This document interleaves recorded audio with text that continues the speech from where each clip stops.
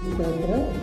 ఈ దినము మన వాగ్దానము యెహోషువ గ్రంథము 1వ అధ్యాయము 9వ వచనం. నేను నీకు ఆజ్ఞాపించుచున్నాను కదా, నిబ్బరము కలిగి ధైర్యముగా ఉండవు, దిగులు పడకము, చడీకము. నీవు నడుచు మార్గములంతటిలో నీ దేవుడైన యెహోవా నీకు తోడై ఉండను అన్న వాగ్దానం.